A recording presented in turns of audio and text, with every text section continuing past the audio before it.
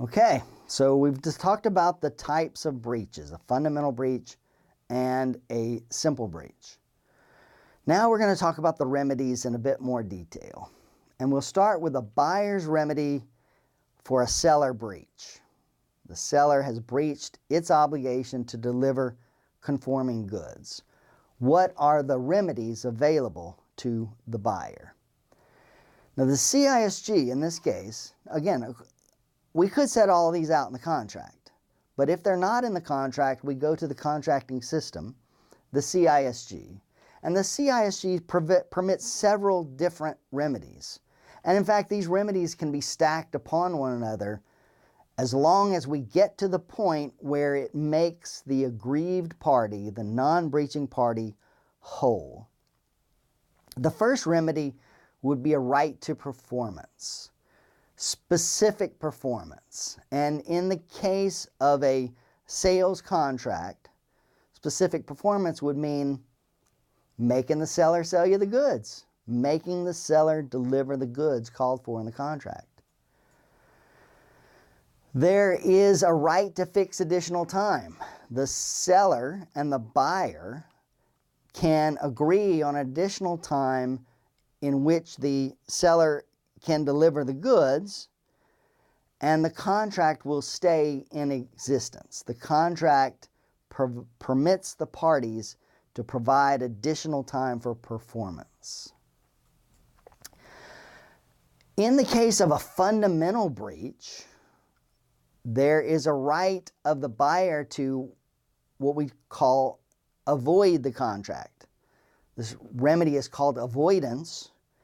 In the United States, in common law systems, we call this rescission. But what rescission means essentially is that it is as if the contract had never existed. Meaning, if I avoid a contract in the event of a seller not selling me the goods, I can walk away and have no obligations to pay for the goods. The avoidance would terminate our obligations, and in fact, avoidance puts the parties back in the position they would have been in had the contract never occurred. So it's sort of an exception to the general rule. We'll talk a bit more about it. Price reduction. If the goods are non-conforming, but I as a buyer think I might have a use for them, I may be able to pay a lesser amount, the fair market value of the goods that I received, and retain them. Even though the seller didn't perform, even though the seller wants to send me the goods for the full price, I'm going to have a right to simply reduce the price that I'm going to pay for the goods that were delivered. And finally, a right to money damages. We're going to talk a lot about money damages in the next section of the course, so we're going to discuss this very briefly. But those are your different remedies available to a buyer in the event that the seller breaches. Now keep in mind, however, that a buyer has a duty to mitigate damages. And what that means is that a buyer has an obligation to minimize the damages that are going to happen because the seller breached.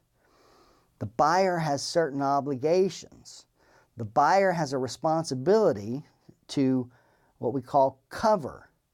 And cover means that the buyer has an obligation to go out and purchase substitute goods. In the event of a breach by the seller, the buyer cannot simply bide its time and eventually sue for the complete failure to sell the goods or to ship all the goods. Instead, the buyer has an obligation to minimize its damages by going out to purchase substitute goods, to purchase goods that are of the same type and quality as the goods the seller was supposed to deliver. And this is important because when there's a breach, the non-breaching party cannot simply sit back and watch its damages go up. Instead, the non-breaching party has an obligation to affirmatively act to reduce its damages. Let's talk about each remedy in a little bit more detail. The buyer's right to specific performance. Specific performance means do what was called for in the contract, meaning a seller must perform its contractual obligations. The seller must do what the contract called for. Now, ordinarily, specific performance is not available as a remedy. It's because the law much prefers money damages as opposed to performance damages. Sometimes we call these performance damages and non-performance damages. The law prefers non-performance. And in the case of specific performance, it's generally only available where the item is unique or where it may not be possible to cover. So in the event, say that a seller is going to sell you or promises to sell you a classic automobile, and maybe it's a classic Ferrari and there's only 15 of these cars in the world. Well, if the seller breaches and fails to sell you the goods, there's no other good that may be available to you. So therefore, there is no measure of what money would be required. The only thing that's going to make you whole is the seller being required to perform. So specific performance is a harsh remedy because ordinarily the law does not want a seller to have to sell goods when the seller doesn't want to sell those goods. Nevertheless, if the goods are unique to themselves, then specific performance may be available. Now, I say this remedy is subject to availability under domestic law because in the United States, in fact, in any common law system, there is a great reluctance on the part of courts to order specific performance. In a court based in the United States or an arbitration panel based in the United States, it's going to be much more difficult to obtain specific performance than it would be in a court or an arbitration panel based in a civil law country. In those civil law countries, which is most of the rest of the world, any area of the world that's not associated with the UK, the specific performance may be more readily available. Now, there's still a prejudice against its use. The law would still prefer monetary damages, but there is a much greater likelihood of obtaining specific performance in cases where it's going to be decided under a civil law system. Avoidance, we said, is that buyer's right to simply avoid a contract, to walk away from the contract. When a seller commits a fundamental breach, and again, for our purposes, that usually means a failure to ship, the buyer has the right to walk away. The buyer has no obligation to take those goods, to accept late delivery of those goods. Avoidance gives to a buyer a second chance. It's the right to walk away from the contract, to avoid the contract. And sometimes for a buyer, it may be advantageous to avoid the contract. In the case where the price of the goods has dropped from the time of the contract price may be much more than what the market price is. So in the event the seller failed to ship you the high-priced goods, you may simply choose to walk away and go buy the low-priced goods at the market price.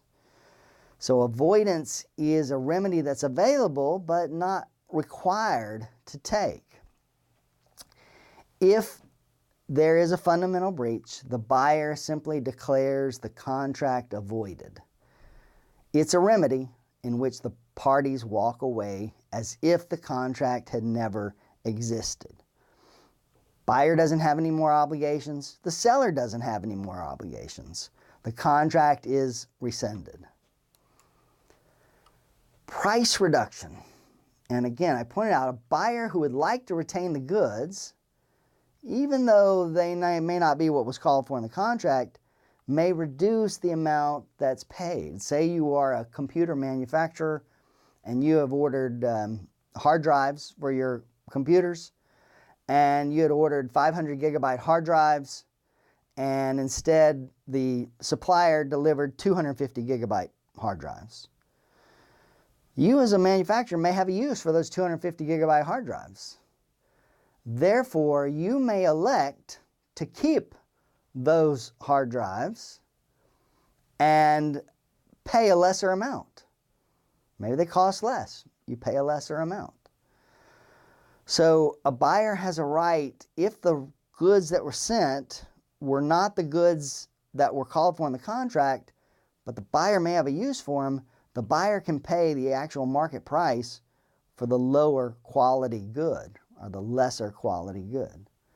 So a buyer has a right to price reduction. And this is another important remedy available to a buyer.